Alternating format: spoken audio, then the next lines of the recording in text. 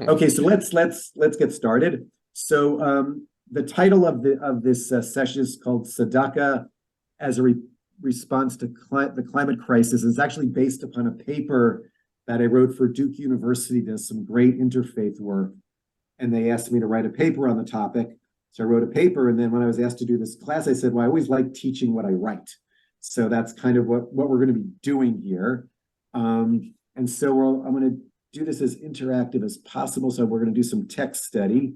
So let's start with a text to begin with. Let me enlarge this. And I don't know, we've got this funky green thing here that doesn't want to leave for some reason.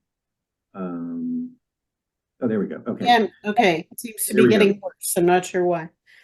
Okay. On mine, it's really small. Can people see the text, at least the top one from Leviticus 19? I think you might have to zoom in a little. Oh. Or each of us can zoom, but if you zoom on the bottom right there and make it bigger. Oh, look, the bar went away. Is that better? Yeah. There. Okay, great. So, Fred, you want to read for us when you reap? When you reap the harvest of your land, do not reap to the very corner, the peah of your field, nor gather the gleanings of your harvest, what's dropped. Do not go over your vineyard a second time, or pick up the grapes that have fallen.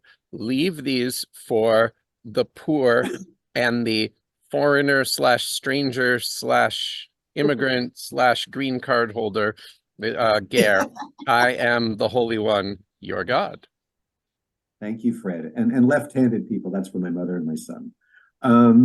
So what do we learn from this text? What's this text telling us kind of on the shot or the face value? And is there also an environmental lesson that we can learn from this text?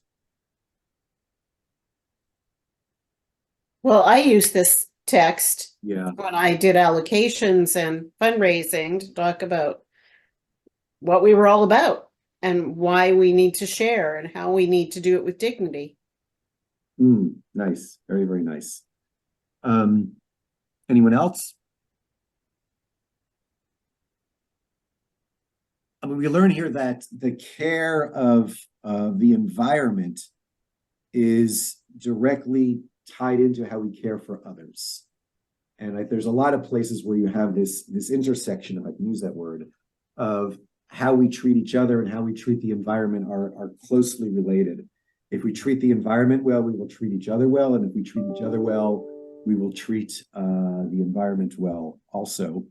Yeah. And so that if we are taking care of the environment is not only about our own personal needs, as we see here, but it's also takes in the needs of the other, and if you will, from concentric circles out of that into the rest of humanity as well. So I think that's one of the lessons that we can learn from this text here. Yeah.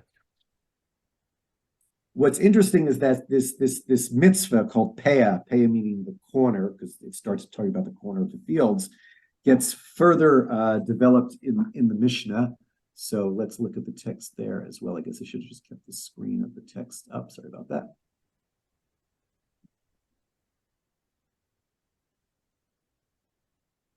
So what's interesting here, we try to codify what do we mean by the corner. This is from the Mishnah. The Mishnah is the oral law that was written around the year 200 CE. They should not leave peah corner of less than 1/60th of the field. But even though they said there is no measure for corner peah, everything depends upon the size of the field, the number of the poor people, and the extent of the yield. So 1/60th is actually 1.6%, in case we're wondering what the percentage is. And what's interesting, this is the minimum. That's not the maximum, it's the minimum. And clearly it can become larger depending upon the size of the field, the number of the poor that are in your area, as well. And so we take this concept and we then try to codify it. But we see here also that tzedakah, or charity, or philanthropy, if you will, is completely woven into the fabric of society. We're talking about an agricultural society here, and it's not separate from, it's completely woven into to how we were established as a people. And we have a famous example of this from the book of Ruth, where Ruth is told to glean in the fields of Boaz, and in Ruth chapter 2, verse 3, it says, "So she went out, entered a field, and began to glean behind the harvesters." And what's interesting is the picture that we have actually when this would take place is that the farmers would be working and doing their thing, and behind them, like 20 feet away, were the poor people, following them, picking what had been forgotten, what had been left, what fell on the ground. And so there was an intimacy there in terms of the people we were also taking care of. They weren't just nameless people on the street necessarily, which is a whole interesting interaction, that we could talk about. And these are people who would come back to the field every day. There was a relationship there, and it made less of other. And I would argue there was probably a certain degree of dignity in that setup as well. That is, I think, also a very, very important lesson that we can learn from, apart from tying this into the environment, but just in terms of how we take care of those who are in need and keep their dignity a part of what they're supposed to do. So tzedakah or charity, or if you will, but I'll unplug that in a second, is a cornerstone of Judaism. We have the famous phrase from the book of Deuteronomy, "Tzedek tzedek tirdof," excuse me, "Justice, justice you will pursue." That the word tzedakah and tzedek, justice and charity as we call it, are completely woven in, and that you shall pursue it. It's not something that should be done passively. And in some ways, what they've set up here with Peah in the fields, this is an intentionality. They could have just had the farmers do their thing and stuff would fall on the ground, the animals would eat it, and etc. But no, they were proactive in terms of setting this up. And that becomes also a really key word, I would argue, in terms of our responsibility towards the environment. It's being proactive. And it's not just waiting for, but it's taking the initiative. In terms of, we saw with pay that the minimum is excuse me, 1/60th or 1.6%, but what we call the minimum usually for charity or tzedakah or philanthropy, if you will, in Judaism is 10%. And that's based upon the tithing that we had in the temple in Jerusalem, where you would give 1/10 of your harvest to the priests or the poor. What's interesting is that, again, if I could speak as a Reconstructionist here in friendly territory, that in the evolution of Judaism in Leviticus and Numbers, the tithing or the 10% was a temple tax. By the time of Deuteronomy, it evolves into something that's brought on the pilgrimage holidays or for charity.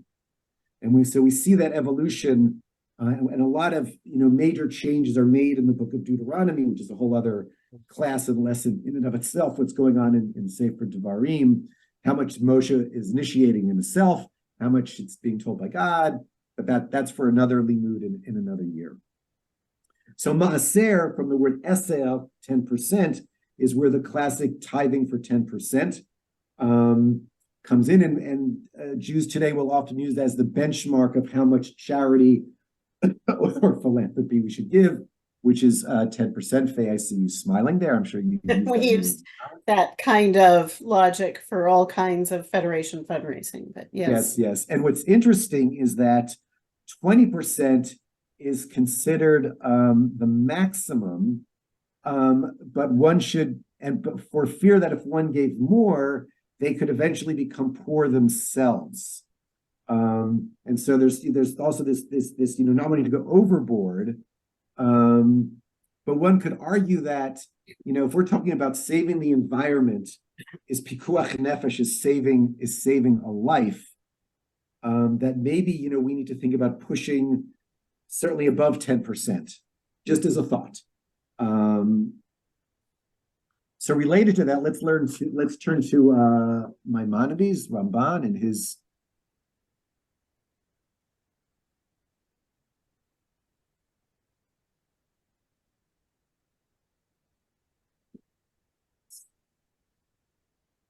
So can everybody see that where it says we are obligated to be more Yes. scrupulous? Mom, would you like to read for us?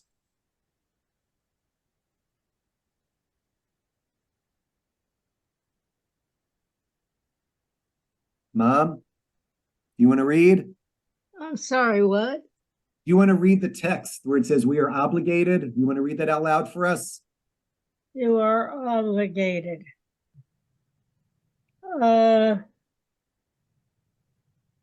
I don't see you are obligated.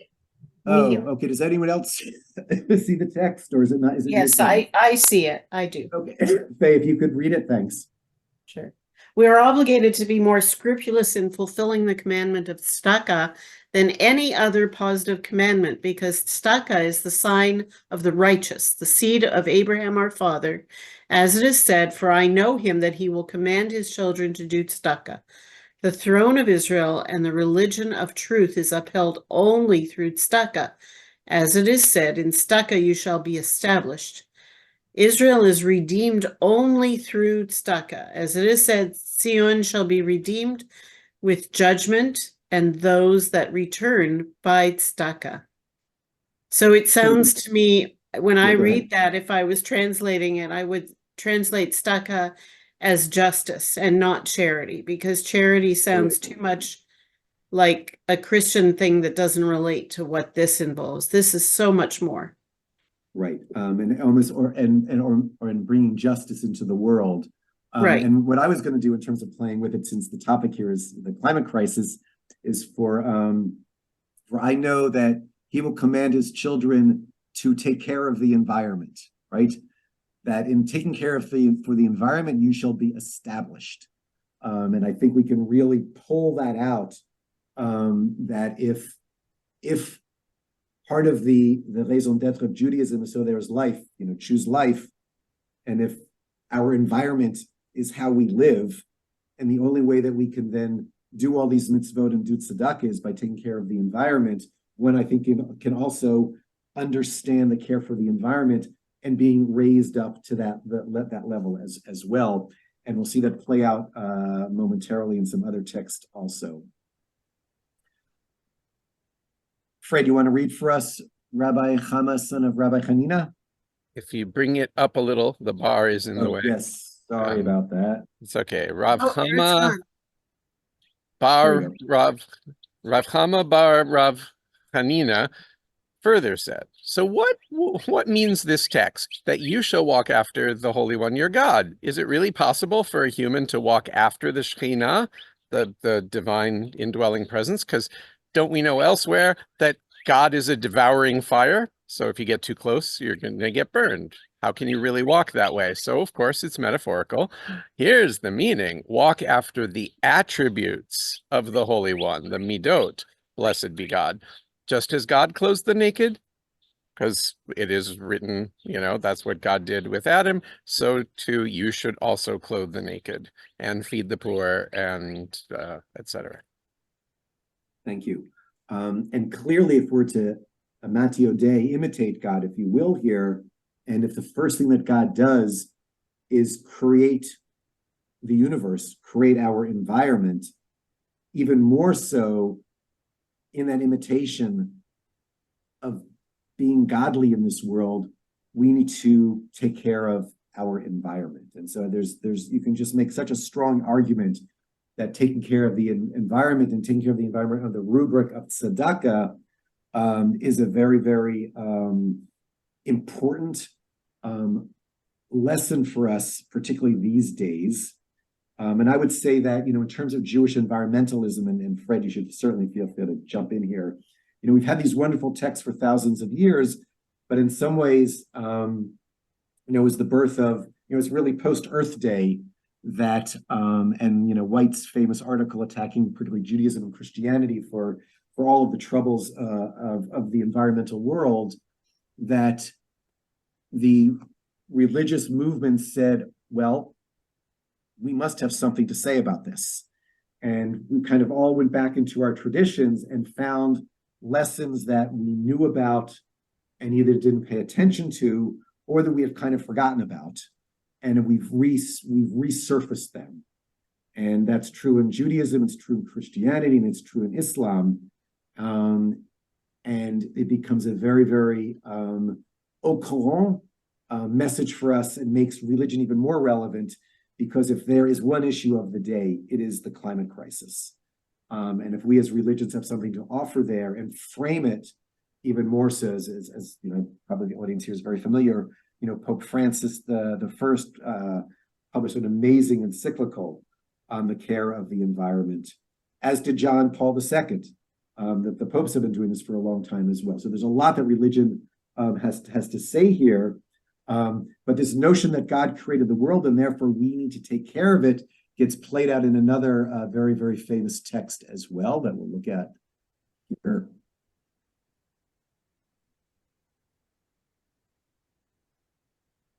Faye, you want to read for us when God created?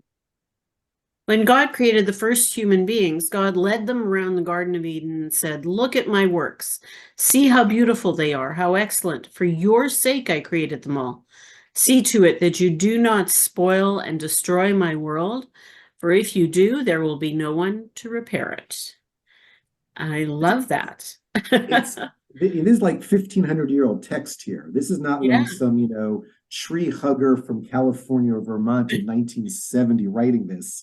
But these are our male rabbis, you know, 1,500 years ago, and just how they frame this is kind of amazing.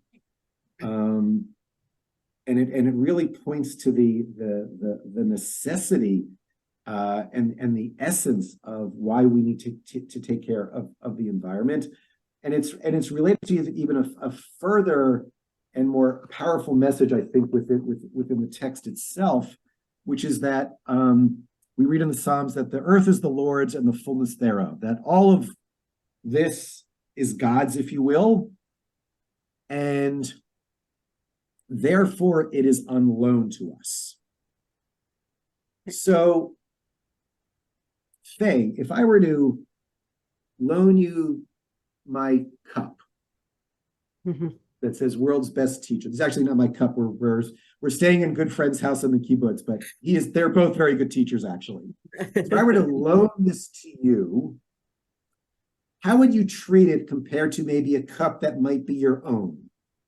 Oh, of course I'd be more careful to make sure that I didn't damage it before I returned it. And of course, that's part of, I think, one of the things that I've begun to really be conscious of in the last couple of years. The more I studied, the more I was kind of conscious of the fact that the world's on loan to us. And that, you know, that's what brachas are about, because we're trying to bring sanctity to what we do, but also to understand that it all comes from somewhere else. It doesn't come from us. And we as a society are very, very much, you know, everybody talks about owning things. You know, you need to own your feelings. You need to own your possessions. You need to own the environment. Like, we own things all the time. Yeah, I think it's such a profound orientation when it comes to the environment, that if we really treated all of this as it's on loan as opposed to ours, that would have a huge, huge effect, I think, on how we, you know, interface with the environment, how we take care of the environment. And that framing is not done enough, but it's clearly right there, you know, in the tradition. And it needs to be said more, it needs to be taught more, it needs to be translated into secular language for those who aren't religious, because everyone can relate to using something on loan, and that difference that we have when it's on loan. And that's a huge, yeah. How do you translate that into a secular concept with the environment when you could, I mean, if you take it and say it's on loan from God, then there's sort of a higher power involved. But for people who are not interested in talking about God, that's a much more difficult concept to convey. Yeah, I think you can say it's on loan from Gaia if you want. You can certainly it's on loan from nature. And I think that then that also works. I'm sure there are others. Fred, if you want to, you know, jump in and add your chachma here, please. But I think it's a messaging that we need to do more of. The key is that it's not yours, right? Or Right. not exclusively yours. That Not transcends exclusive. the religious and secular. Our traditional language is it's from God. As Michael reminds us, we can go in any of these directions. But this is, I mean, Deuteronomy 11, the second paragraph of the Shema, is this. And so it's out there. This reminder that actually God is the landlord and we are only tenants. And if we're, if a tenant trashes the place, ultimately you get an eviction notice. And that's, a great metaphor. And thank you, Fred. As always, I learn from you. But also this notion on loan, if we tie it into the midrash that we just read, that there's no other world out there, right? Like this is the only cup like this in the world, right? If this is broken, it can't be replaced. Same thing with our environment. It's not just that it's on loan, it can't be replaced. So there's a double importance there of why we need to take care of it. And then through our understanding of tzedakah, that becomes kind of the one pathway of how we can take care, or how we frame our taking care of the environment. So one of the ways I want to talk about is there's lots of great organizations that take care of the environment from a Jewish perspective. There's Kojel, there's Dayenu, there's Eco Judaism, there's the Green Sabbath Project. I could go on and on and on. But I'm going to talk about the one, if you will, if I may, since I was asked to do that, to talk about a little bit of the Arava Institute, because it really weaves the surprise, it weaves the values of taking care of the environment and of making peace in the world, and weaving those two together in an area where, interestingly enough, from a geopolitical point of view, when we look at the land, we see conflict. When we look at the exact same piece of land from the perspective of the environment, those differences are wiped away. And as the Arava Institute, we say, nature knows no borders. I normally ride my bike every day to the Jordanian border, about a mile behind me. And particularly this time of year when there's still clouds in the sky, and most of the clouds go from west to east, like when they get to the Jordanian border, they don't go through passport control, right? They just put into Jordan. Or this, orange juice that I'm drinking, well, usually there's water in it. The water comes from an aquifer. The aquifer comes from both sides. I don't know whether I'm drinking Jordanian water or Israeli water, right? And so that metaphor is very, very powerful. So therefore, when we bring, a student body that's, 1/3 Israeli Jewish, 1/3 Arab, Palestinian and Israeli Arab, Jordanian, Moroccan, 1/3 of the rest of the world, that diversity, which I'm going to swing back to,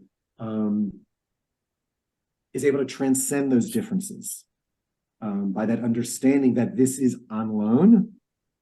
There are no borders. I mean, there are, but there aren't. And so we have an academic program where our students do academic work. We then have a number of transboundary research centers dealing with water, renewable energy, sustainable agriculture, climate change. Two of our alumni, so the Israeli-Jordanian Peace Treaty has been collecting a lot of dust, unfortunately, even the Jordanians, I will say, helped us out last night directly. But a lot of the Peace Treaty talks about the Arava Valley in terms of the environment and in terms of tourism, and it's, as I said, been collecting dust. So we have an Israeli alum, Rina Kedem, and a Jordanian alum, Suleiman Khalasa, who basically are reviving that part of the Peace Treaty so that activities are now happening at this part of the Arava Valley on both sides of the border. And there's an organization called JISR, the Center for Jordan-Israel Center for Community and Environmental Research, but JISR in Arabic means bridge. And so it works both as an acronym and also in the Arabic as well. So I thought I would just show a very short video about what we do here. So again, let's go to share screen here.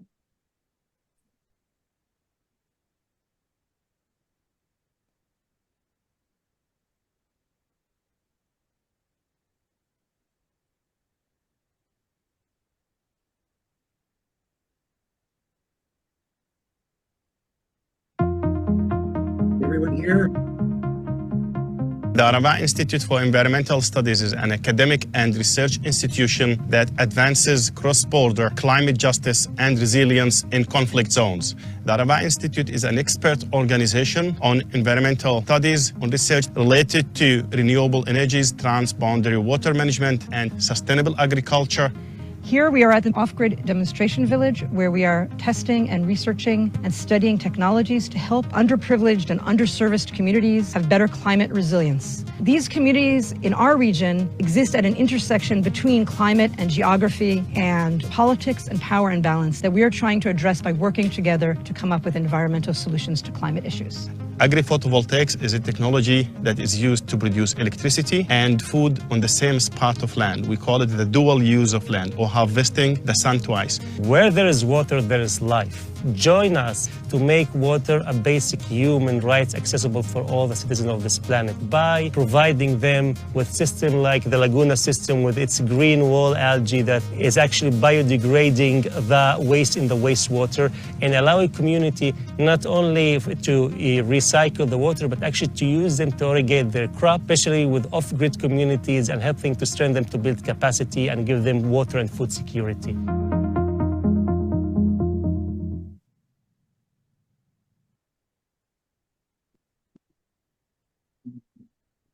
Fantastic work. Mhm. Thank you. Yeah, and I like it because it's really short also. So a few things I want to say about that. So the agri-photovoltaic, so basically we have solar panels, which take up a lot of space. And in the desert, there's a whole argument why Ben Gurion said, let the desert bloom. 100 years into the Zionist endeavor, we're learning is a desert for a reason. And so, you want to be very conscious of the environmental footprint. So what agri-photovoltaics does is you have your solar panels, but underneath it, you grow agricultural crops. And so we're beginning to do experiments there. We just actually harvested sweet potatoes last week in some of the first experiments that we're doing with some of that. But if you will, you kill two birds with one stone because it's a double use. And also we've discovered one of the things that solar panels, why they like solar radiation, they do not like the heat. The heat is actually not good for solar panels.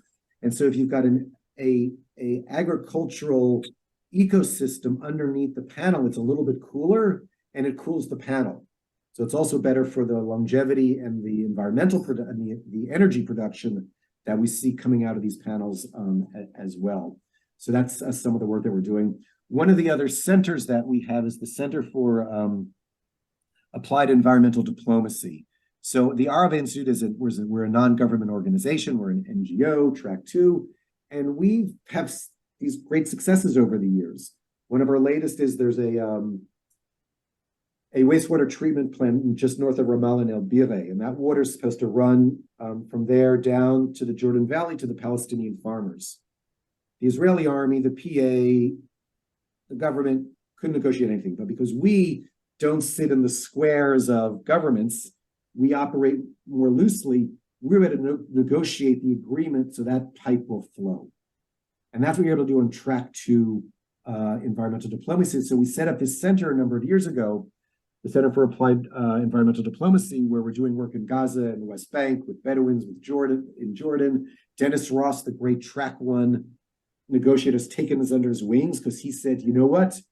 We've invited him to our second conference years ago. He says, we forgot about all of you. Camp David, Israel, Jordan, and Israel, Egypt. And so he sees the power of what we're able to do. So we actually have a whole plan now for Gaza after the war based upon what we've done there already. Off-grid, decentralized energy and clean water needs. In years, it's going to take 5, 10, 15 years for the world to rebuild Gaza. The immediate needs are now. And so we'll be able to come in these decentralized off-grid ways and address them. And one of them, Farid, who is one of our, an amazing alumni, he talked about this Laguna system. It's basically this canvas sheet that has all this algae on it that you can run gray water so you can reuse it for agriculture. But we're also going to bring solar into Gaza. other wastewater treatment plants.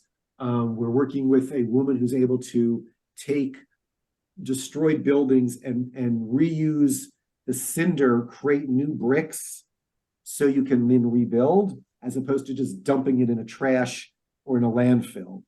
We're going to be having a big conference June 7th here in Tel Aviv, where we're going to be, it's going to be the public unveiling of all of that. But those are some of the things that we're able to address right now. I want to, yeah, please, Faye, go ahead. When you say after the war, Ah. who is it that you work with that will be there after the war? Like, So we've been working, as I said, already in Gaza Yeah. with a number of these projects. We've actually had students from Gaza study with us. We have brought Gazans to the Institute to train them, and they go back. We work primarily with an organization called Damor. It's a local Palestinian organization there in Gaza. It's not affiliated with Hamas at all. It's affiliated with the local communities, and that's who we work with. And that's who we will continue to work with, as well as other allies of us in Gaza. And that's able to do that. Yeah. incredible. So behind, I would say, all of this work to save the environment, probably one of the key elements is diversity. We know particularly coral reefs are, some of the most diverse places in the world. And actually, just south of us here in the Gulf of Aqaba, about 30 miles south of us, it's one of the world's most northern coral reefs. And it is one of the most heat-resistant coral reefs in the world, because what happens is the larvae that begins the coral are birthed at the beginning of the Red Sea, where the water is much hotter. They then float all the way up the Red Sea into the Gulf of Aqaba, get caught in this very narrow bay here, or gulf here, where the water stays a constant temperature, and but it's cooler than at the head of the Red Sea. And so even though the temperature might be rising a bit here, this coral is able to withstand it better than most other coral in the world. So that's a whole lot of interesting, and that's part of what we study here at the Arab Institute, learning local stuff. But diversity is what I want to talk about, because diversity is the key really to the environment. And I think that we have this amazing, amazing message at the beginning of our story in Genesis. So obviously we have the first week of creation, and we have the diversity of creation, and it is all called good, even before humans appear. That is, there is intrinsic value to all that was created even before us. Now, when we're created, it says very good. So an anthropocentric reading will say, well, that's for all of us. And that's a legitimate reading. It's not the only reading, and I would argue it's the wrong reading. I think there's really a biocentric reading, which is saying it's the very good. The Tov Ma'od is not because we were the last in its force. We happen to be the last piece of the puzzle, and it's the totality of everything that is very, very good. And so we have this celebration of diversity in the very, very beginning of Genesis. We then find it in the next great diversity story, is the story of Noah, obviously, where Noah brings the diversity of the animal kingdom, if you will, onto the ark, so that diversity will live after the flood. But what's really interesting, at the end of the Noah story, we have, what's the symbol that God puts in the sky to remind God's self not to do this ever again? Keshet. The Keshet, the rainbow, the great symbol of diversity, right?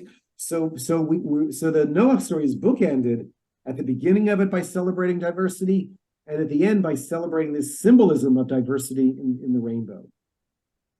And then we get what I would argue is the fourth message in the first 11 chapters of Genesis on the importance of diversity, and that's the story of Babel, which most people read as an anti-diversity story. So, of course, the people want to build a tower. They want to go all the way to heaven. God is very unhappy. And so God, makes a babel of languages so they can't communicate with each other. And it's usually understood that is a punishment. Yeshaya Leibowitz, the amazing philosopher, scientist, wrote a commentary many, many years ago. And he and his sister, Nechama Leibowitz, the great Torah commentator in and of herself, were able to escape Poland before the horrible events there of the last century. So Leibowitz is reading the story of Noah, and he says, wait a minute, we have a society here where everyone speaks one language and everyone's doing one thing. That's a fascist, totalitarian dictatorship, which does not like diversity. So what Leibowitz says is actually, and it's this dictatorship, totalitarian society that becomes this monster as represented in the Tower of Babel. The elevation of humans over everything else. And so he says that actually the Babel of languages is not a punishment, the diversity of languages, but it's actually a corrective back. And what I love, and I'm sure Fred will attest to this as well, I love what I call the throwaway lines in the Torah. They're the lines you don't pay attention to much of.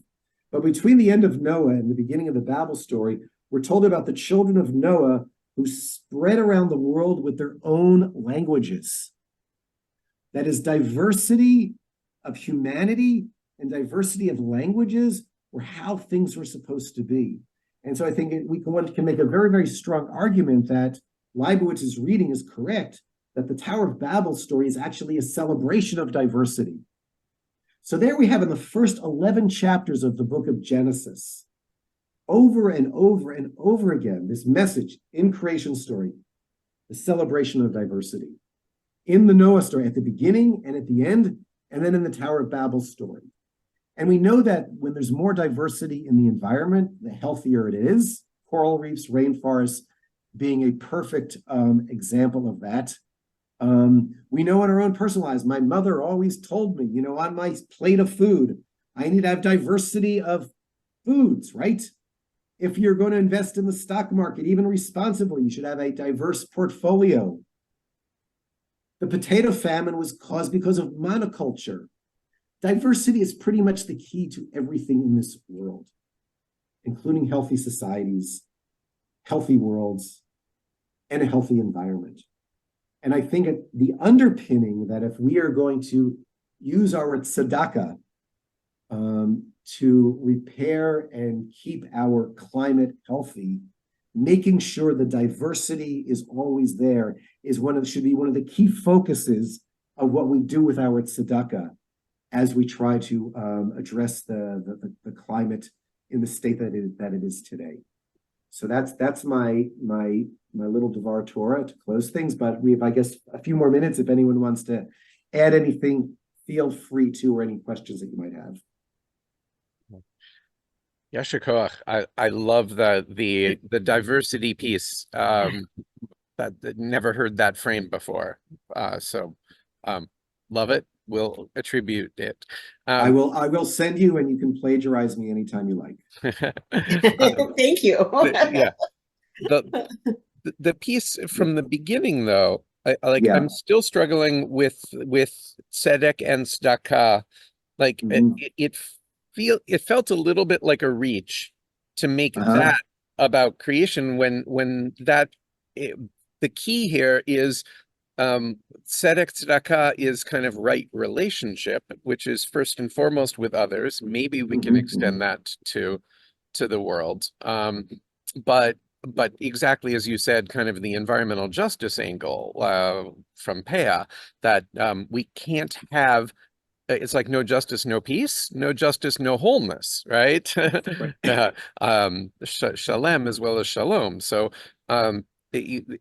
creation care, justice has to be a piece of it, but to say that that's what it is, I guess I fear that turns off the people who aren't already fabrenta on Eichut HaSviva and are focused in the interhuman realm. We don't have to arrogate it to ourselves, but we can kind of jujitsu its energy into the work that we're doing. Yeah. I mean, I think of the underpinning that if we're going to bring justice into the world needs to exist. So on that level, I think there's that if you're going to do this, you need to have that as well. But I think in terms of, as you said, it's depending on what people are, just knowing your audience, what are they into, and how do you speak to them, right? And so if you have an audience where justice, then you shifted to environmental justice. And I think that's one of the beauties of the tradition, is that it's so rich that you can pull from here and pull from there and create the message for the person in this square, and then, you know, message to the person in that square as well over there. Thank you so much. Thank you. This has been, I'm grateful for the fact that you were willing to proceed with just the few of us. I'm thrilled to meet your mother, because she clearly fostered and nurtured a brilliant son. And thank you for giving us this incredible teaching. And I hope you will send me also. Faye, do I have your email address? Were you one of the- Possibly not. You have my name in the participant list there. My email is Faye Rosenberg Cohen with no spaces or anything Wait. Faye, at wait. Gmail. Wait, let me write this down. And hold on a second.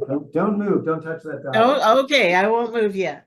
We still have 2 minutes. 2 minutes, technically. Thank you. I don't think we've ever met before. Are you Rabbi Dobb? Is that, or Shirley? How do you call yourself? Use Fred in a context like this, Rabbi Fred Edshul, but we're pretty casual. Yeah, I'm now part-time, still in a Reconstructionist congregation. Michael and I have the RRA connection. I see. And the family connection through our shul. But I'm also part-time now with Coalition on the Environment and Jewish Life, COJL. So entering back into the field on the professional side. And Michael, we'll talk. Yes. Fred, thank you for being here. It's very sweet of you. So it's Faye Rosenberg Cohen, one word, @gmail.com. It is. Okay, great. Thank you so much. And Mom, thank you for joining us. Good to see you. Love you. Everyone have a happy kosher Pesach and full of peace and Amen, quiet. amen. Check it. Amen. Yeah, okay. Bye, Bye, everyone. Mwah. Okay. Bye-bye. Bye.